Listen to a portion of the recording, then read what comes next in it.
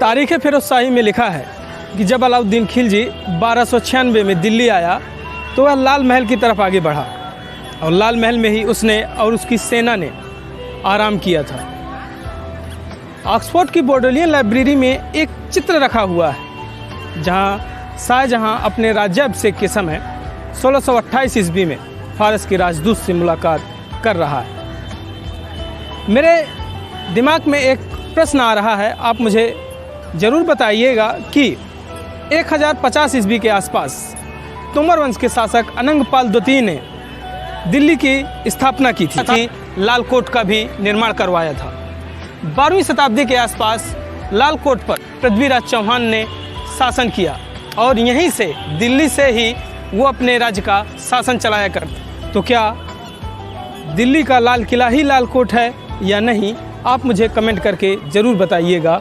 और हाँ, ये मुझे ज़रूर बताइएगा, क्या दिल्ली के लाल किले से पहले भी यहाँ पे हमारे हिंदू राजाओं का कोई किला था या नहीं, कोई इमारत थी या नहीं।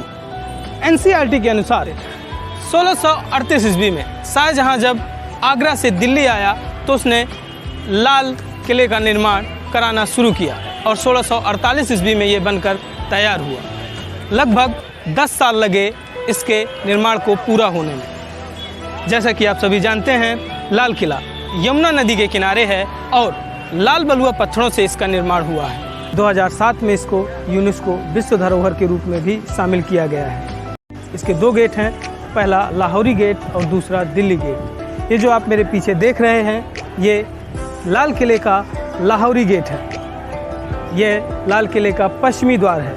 इसका द्वार पाकिस्तान के लाहौर की तरफ है, जिससे इसका नाम लाहौरी गेट पड़ा। जब इसका निर्माण हुआ था तब इसका द्वार पाकिस्तान के लाहौर की तरफ ही रखा गया था, तभी से इसको लाहौरी गेट कहा जाता है। कि जैसे ही आप लाहौरी गेट से अंदर की तरफ प्रवेश करेंगे तो आपको कुछ मेहराबदार अपार्टमेंट दिखाई देगा। इसी को छत्ता चौक या मीना बाजार कहते हैं। कहते हैं शाहजहां एक बार पेशावर घूमने के लिए गया था और वहीं पर उसने एक ढका हुआ बाजार देखा था और उसी से प्रेरित होकर के उसने दिल्ली के लाल किले के अंदर भी एक ढका हुआ बाजार बनवाया। यह सैकड़ों साल पहले यहाँ पे बेशकीमती सोने चांदी के बर्तन, बेशकीमती हीरे जवाहरात और बहुत सारी ऐसी चीज़ें मिलती थीं जो सामान्य बाज़ारों में नहीं मिलती थी। यह उस समय का राजाओं और रईसों की विलासिता को पूरा करता था, या हम कह सकते हैं कि यह उस समय के राजाओं या महाराजाओं के लिए बनाया गया बाज़ार था।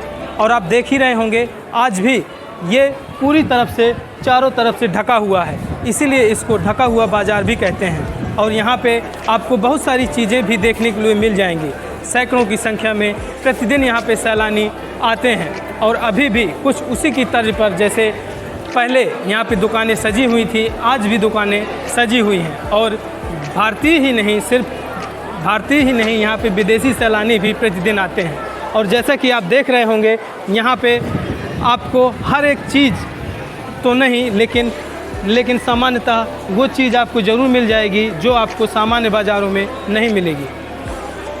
और अभी भी आप देख रहे होंगे, ये चारों तरफ से ढका हुआ है और इसकी लंबाई भी इतनी है कि हज़ारों की संख्या में यहाँ लोग शॉपिंग कर सकते हैं।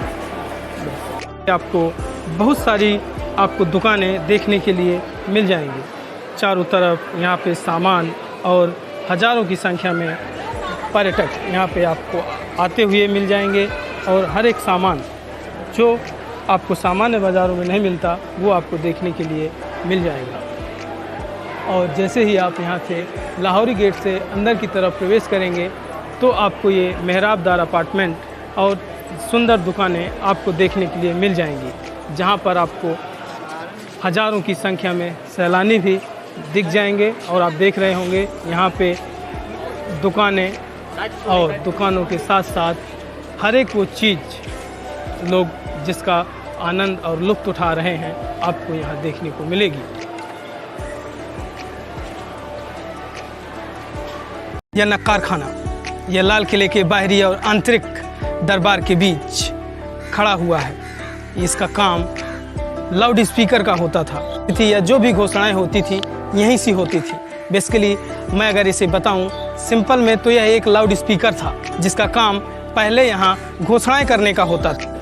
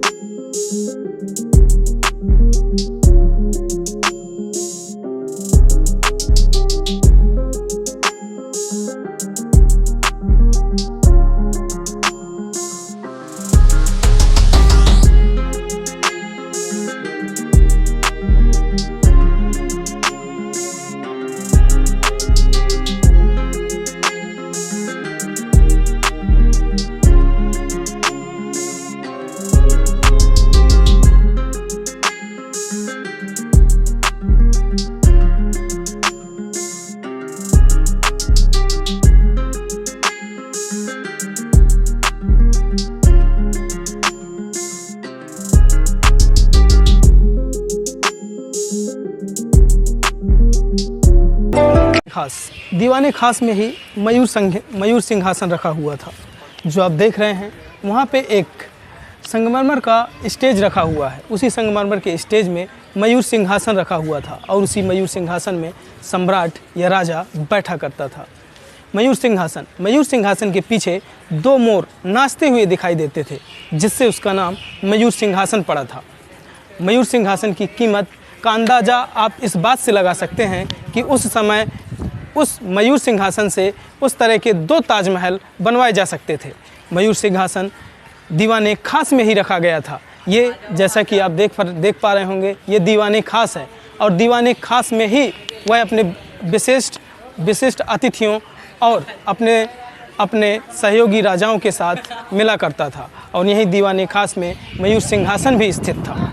ये नहर बिहिस्त ये एक छोटी नहर का एक जाल था जहाँ से किले के पूर्वी छोर से यहाँ से यमुना नदी का पानी यहाँ से चढ़ाया जाता था और पूरे किले में छोटी छोटी नहरों के द्वारा पानी पूरे किले में पहुँचाया जाता था जिसे हम नहर बिहिस्त कहते हैं।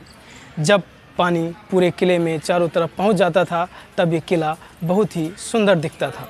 नहर बिहिस्त का काम हर एक किले में छोटे से छोटे किले या हर एक जगह किले के चारों तरफ पानी पहुंचाने का काम होता था। अतः हम कह सकते हैं कि नहर बिहिस्त एक छोटी नहर थी जिसे यहाँ से यमुना नदी का पानी चढ़ाया जाता था और चारों तरफ किले में चारों तरफ पानी पहुँचता था। जैसा कि आप देख रहे होंगे यहाँ पे नहर बिहिस्त का एक लोगो भी लगा हुआ है जहाँ लिखा है पानी को नदी से शाह बुर्ज तक उठाया जाता था और नालियों द्वारा विभिन्न महलों को ठंडा रखने के लिए भी किया जाता था। यानी प्रिंसेस क्वार्टर या टी हाउस इसे राजकुमारों के लिए बनवाया गया था। यह उस समय शाही परिवारों के रहने के काम भी आता था। यहाँ पे आप देख रहे होंगे यहाँ पे शाही परिवार भी यहाँ पे रहते थे। ये जो पीछे आपको दिख रहा है थोड़ा सा अब जर्जर अवस्था में हो गया है, लेकिन जो आपको पीछे दिख रहा है यहाँ पे शाही परिवार के कुछ लोग रहते भी थे।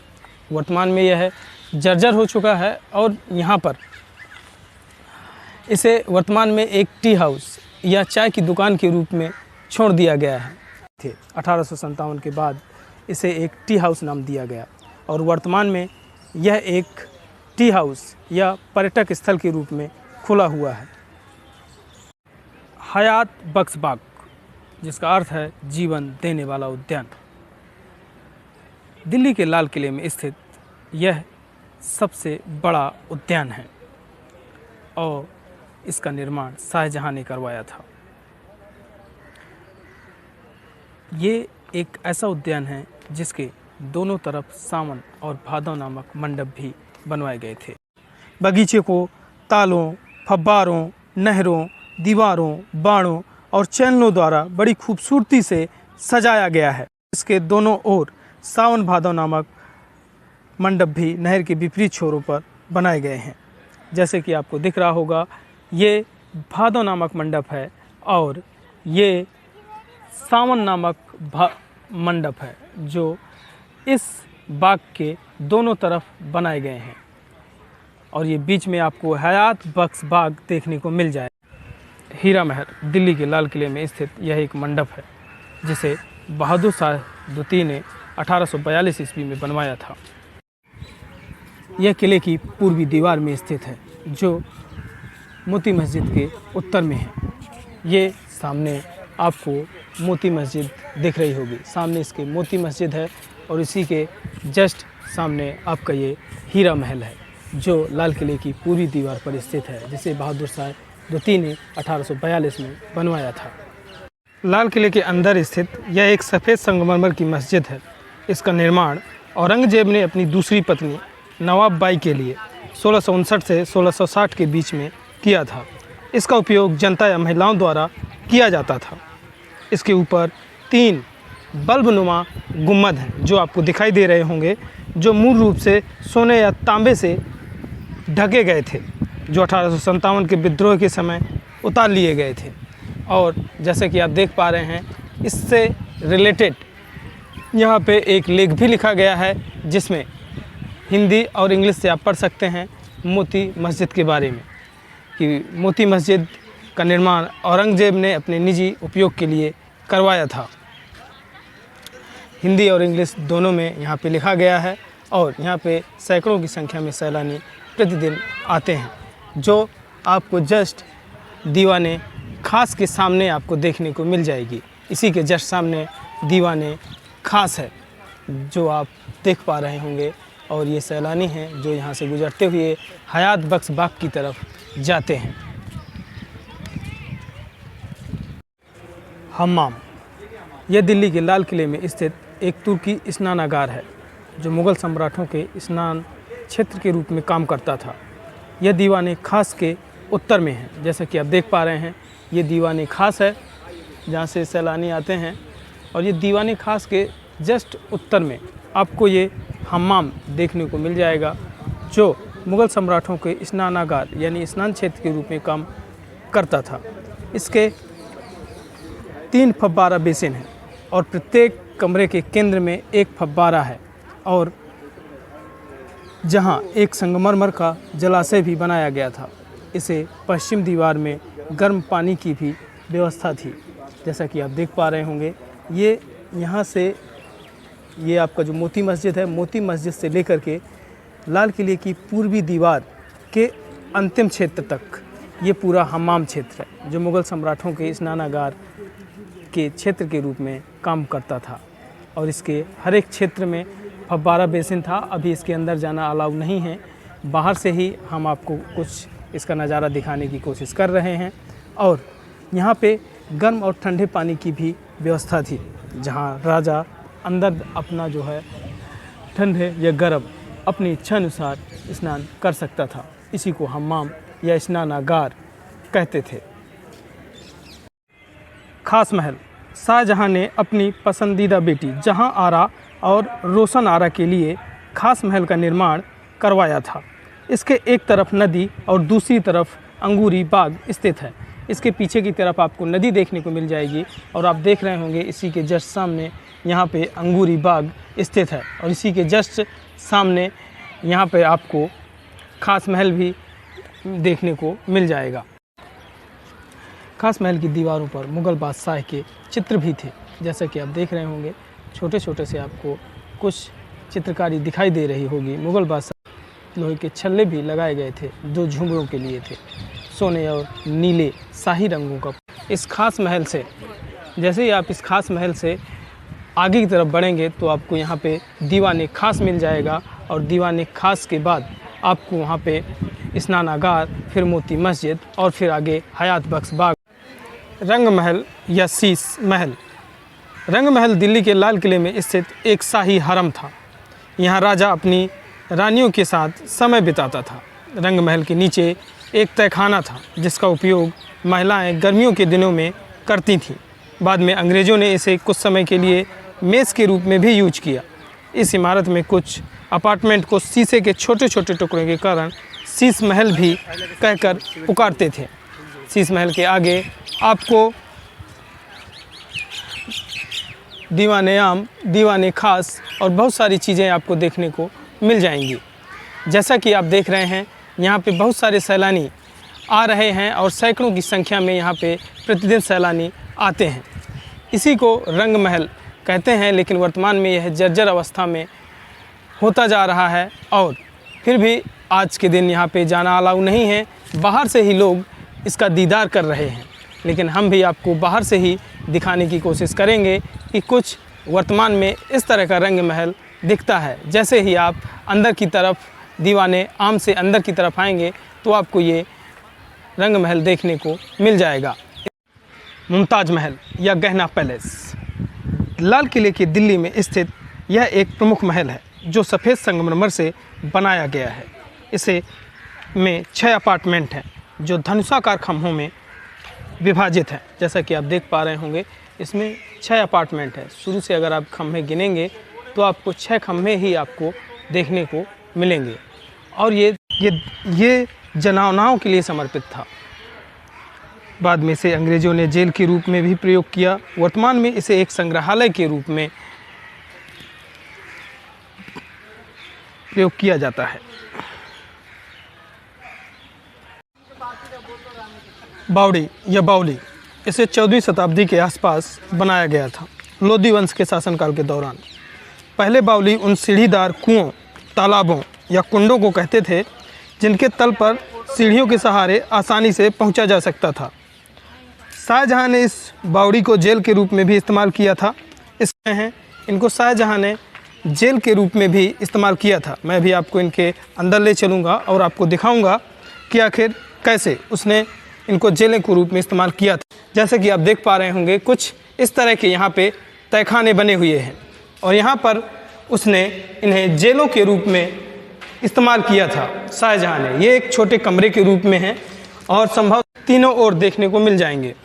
और यहाँ बीच में भी पानी भरा रहता था जो संभवतः ठंडक के लिए प्रयोग किया जाता था, जहाँ लोग आकर के गर्मियों में भी आराम कर सकते थे। इसके ऊपरी कक्षों को आज़ादी के बाद इनकी कोई मरम्मत का काम नहीं हुआ, जिससे यह ध्वस्त होती जा रही है। आज़ादी के बाद इसमें कोई निर्माण न होने की वजह से ये धीरे धीरे ध्वस्त होती जा रही है और अभी भी इसमें आप देख रहे होंगे बहुत सारे कक्ष आपको देखने को मिलेंगे, जिसे शाहजहां ने एक जेल के रूप में भी इस्तेमाल किया था। इस तरह के बहुत सारे कक्ष आपको देखने को मिलेंगे। मैं आपको दिखाने की कोशिश करूंगा। जैसे ही आप इसके अंदर की तरफ आएंगे तो आपको यहाँ पे कुछ इस तरह का नज़ारा देखने के लिए मिलेगा। इसमें आप 2 साइड से आ सकते हैं और आपको आसानी से ये देखने को मिल जाएगी। अधिकांश लोग जो यहाँ पे लाल किला देखने के लिए आते हैं, इस बहुत ही आश्चर्यजनक चीज़ को देखना भूल जाते हैं जो शाहजहां के पहले भी इस जगह पर मौजूद थी। अभी अंधेरा है तो आपको हो सकता है दिखाई न दे। देखिए, कुछ इस तरह के कमरे यहाँ पे बने हुए थे जो इस्तेमाल किए जाते थे अलग अलग यूज के लिए, और ठंडक के लिए भी और लोगों के यूज के लिए भी।